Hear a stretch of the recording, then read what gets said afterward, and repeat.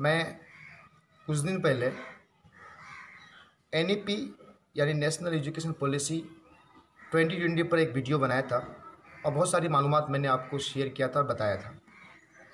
लेकिन मालूमात इतनी सारी हैं कि मैं उस वीडियो में, उस छोटी सी वीडियो में मैं दे नहीं पाया। तो मैं चाहता हूँ कि आज भी कुछ जानकारियाँ एनईपी 2020 के बारे में मैं आप लोगों को बताऊँ। और तो जितनी जानकारी अब तक कलेक्ट हुआ है मैं आपको शेयर कर रहा हूँ। इंशाल्लाह फिर आगे और जानकारियाँ मिलेगी तो मैं आपको बताऊँगा, क्योंकि ये जानकारी इतनी छोटी नहीं है।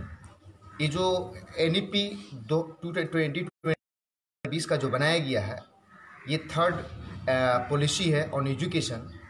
और ये जो पॉलिसी है एजुकेशन पर, ये पॉलिसी लगभग ऑफिशियली 300 पेज का है। बट लेकिन अभी जो सिर्फ उसका समरी समझिए आप, वो लगभग 66 पेज का आया है।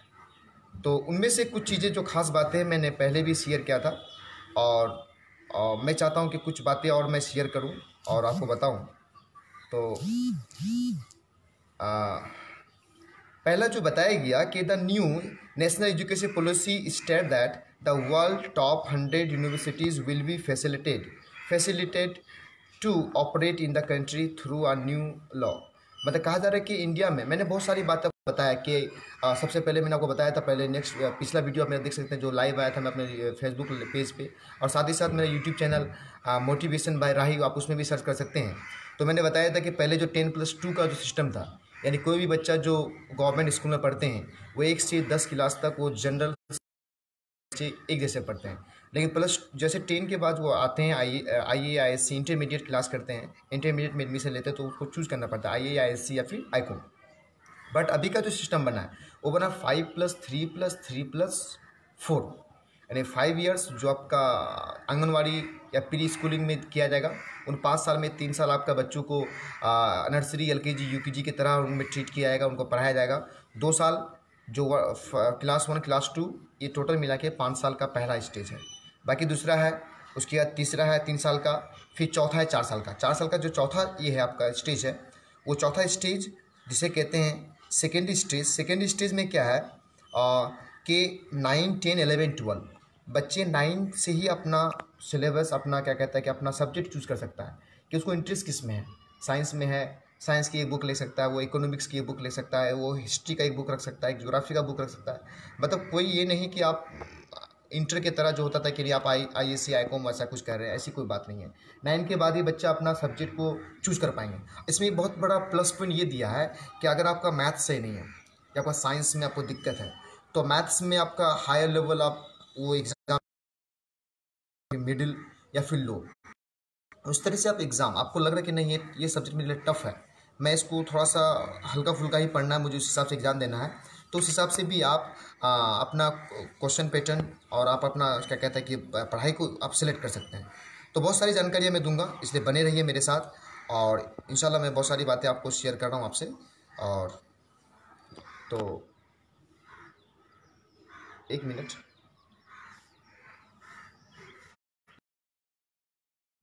हाँ।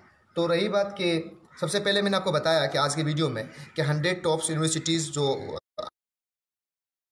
अदर कंट्री के हैं वो इंडिया आएंगे। ये सवाल यहाँ उठता है कि 100 अगर क्या कहते हैं कि यूनिवर्सिटीज़ या कॉलेजेस हमारे 100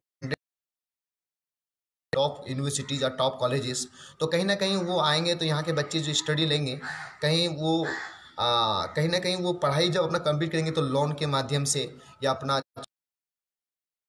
पॉइंट है कि टॉप यूनिवर्सिटीज़ आने के बाद वो गवर्नमेंट के तहत वो चले, गवर्नमेंट उनका पे करे, तो तब हमारे इंडिया के नौजवानों के लिए बेटर है। उसके बाद क्या बताया गया, position on foreign universities effectively reverse the BJP earlier stand on the foreign education institute regulating of entry and operation bill 2010, यानी 2010 में ये बिल लाया गया था जब कांग्रेस की सरकार थी। तो इसी का अपोजिशन पहले BJP वाले कर रहे थे। देखिए मैं जितनी बातें बता रहा हूँ फैक्ट है, जो चीज़ें हकीकत है, जो जानना ज़रूरी है।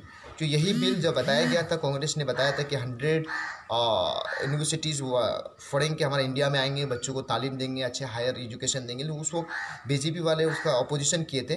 उसके बाद क्या है कि अ मेजर क्रिटिसिज्म हुआ था of law the foreign universities to operate in India at that time was that कि अभी तो लेकिन वही बीजेपी वाली सरकार जो 5 साल रहा था न्यू एजुकेशन पॉलिसी के लिए, आपको पता होना चाहिए कि ये अचानक हमारे 2020 में ये पॉलिसी आया नहीं है। और इसके लिए 2019 के अप्रैल या मई महीना में जब सुझाव दिया गया तो फिर उसके बाद बहुत सारे स्टेट गवर्नमेंट ने क्या कहता है कि उसका अपोज किया और उसके बाद फिर बहुत सारे सुझाव और इसके बाद फिर इसको लागू किया गया। मैं आपको बताऊं कि खास बातों में क्या हो रहा है कि कहा जा रहा है कि shift in the format of the under graduate education under the 4-year program proposed in the new NAP. Student can exit after 1 year with a certificate, a 2 year with a हाँ, तो कुछ प्रॉब्लम आने की वजह से रुक गए थे। तो जो बच्चे ग्रेजुएशन कर रहे हैं वो अगर फर्स्ट ईयर में छोड़ेंगे तो उनको एक सर्टिफिकेट जाएगा, सेकेंड ईयर करते तो उसको डिप्लोमा कोर्स जाएगा, थर्ड ईयर तक अगर वो रहेंगे तो उसको सर्टिफिकेट बैचलर उसको सर्टिफिकेट जाएगा, और जो 4 साल तक वो ग्रेजुएशन करेंगे तो सर्टिफिकेट बैचलर विथ रिसर्च के साथ उनको सर्टिफिकेट दिया जाएगा। तो ये चीज़ किया गया है। उसके बाद एक बहुत ही इम्पोर्टेंट पॉइंट जो हायर लेवल तक पढ़ाई करते हैं, हमारे इलाके के में तो पीएचडी स्टूडेंट बहुत कम है, लेकिन जितने भी पीएचडी स्टूडेंट हैं उस पीएचडी का एक प्रोसेस है कि जो पीएचडी करेंगे तो उनको पहले ग्रेजुएशन करना पड़ता है, उसके बाद उनको मास्टर डिग्री लेना पड़ता है, उसके बाद एक एमफिल होता है, मास्टर ऑफ पीएचडी करना पड़ता है। तो अभी जो न्यू एजुकेशन सिस्टम है उसके तहत अब एमफिल को जो है ना एमफिल को हटा दिया जा रहा है। बोले कि कोई भी अगर करने चाहे पीएचडी तो उनको जो 3 साल का अगर बैचलर डिग्री लिया है तो उनको 2 साल का मास्टर्स करना होगा, में एडमिशन ले सकता है इंट्रांस देने के बाद। लेकिन जो एजुकेशन पॉलिसी आएगा अगर 4 साल का वो ग्रेजुएशन में रहता है तो वो 4 साल का कोर्स अगर करते हैं तो उनको सिर्फ मास्टर डिग्री 1 ईयर का करना होगा, उसके बाद वो पीएचडी में एडमिशन ले सकते हैं। ये बहुत बड़ा प्लस पॉइंट है जो न्यू एजुकेशन पॉलिसी पे जो एडमिशन करेंगे ग्रेजुएशन में। और उसके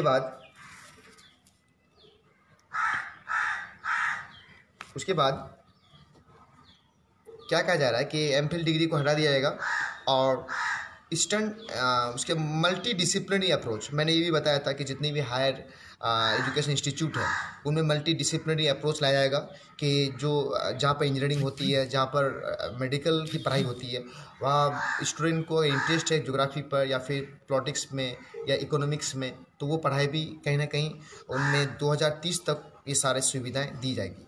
उसके बाद आगे है कि जो IIT are already moving that the direction IIT Delhi has a humanities development and set up a public policy department. Revenge IIT Kharagpur has a school of medical science and technology। मतलब जहाँ IIT बड़े बड़े institute है, जहाँ बच्चे बहुत ही हमारे India के सबसे टॉप बच्चे जहाँ पढ़ते हैं, तो उनके अंदर का कहीं ह्यूमैनिटी के बारे में पढ़ना या फिर मेडिकल के बारे में पढ़ने का अगर उनके अंदर एक चीज़ है कि नहीं वो भी पढ़ाई कर सकते हैं, तो कहीं ना कहीं ये प्लस पॉइंट है कि वो लोग बड़े बड़े इंस्टीट्यूट में रह के वो और दूसरे पढ़ाई कर सकते हैं। आगे है कि आगे चलते हैं हम लोग कि आगे क्या है कि सिंगल रेगुलेटर कि the NAP also paves the way of the single approaching regulator for higher education which will replace the university। मैंने बताया था कि जो UGC है, ICTE है, यानी all India council for technical education, उन सारे को मर्ज करके द सिंगल रेगुलेटर बनाया जाएगा जिसको कहेंगे HECI, higher education commission of India. तो इनमें HEC जो UGC AICTE इन सारे को मर्ज करके बनाया, लेकिन इसमें एक्सेप्ट मेडिकल और जो इंजीनियरिंग के जो ब्रांचेस हैं, जो उनके बड़े संस्था हैं, उनको ऐड नहीं किया जाएगा। आगे लिखा हुआ है कि HEC will be for independence verticals to carry out the function of, मतलब 4 मेन काम करेंगे। एक है regulation, finding, accreditation and setting standard for the learning outcome. आगे लिखा हुआ है कि the professional council such as जैसे Indian council of for agriculture research AICAR, उसके बाद VCI, NCTE, उसके बाद काउंसिल फॉर आर्किटेक्चर, इन सारे चीज़ों को मर्ज करके स्टैंडर्ड सेटिंग बॉडीज़ बनाया जाएगा। आगे के नेशनल रिसर्च फाउंडेशन एक बनाया जाएगा। The NAP has also proposed the setting up a national research foundation, जो बहुत ही ज़रूरी है, ये बनाएगा।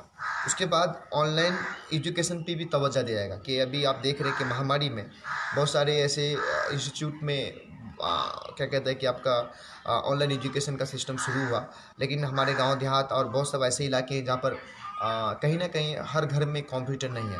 मैं आपको इंशाल्लाह एक वीडियो बहुत जल्दी लेके आऊँगा कि हमारे तो कुछ इंटरनेट का ये परेशानी होने की वजह से फिर आपका लाइफ में ये हो गया।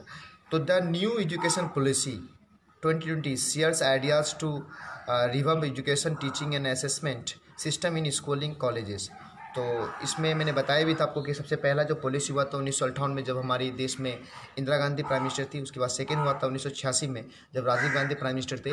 और 1992 में एक मतलब थोड़ा बहुत मेजर चेंजिंग देखा गया था। उसके बाद जो थर्ड पॉलिसी आया, आपको पता होना चाहिए कि 2020 में आया। और अभी के पॉलिसी में कुछ बातों में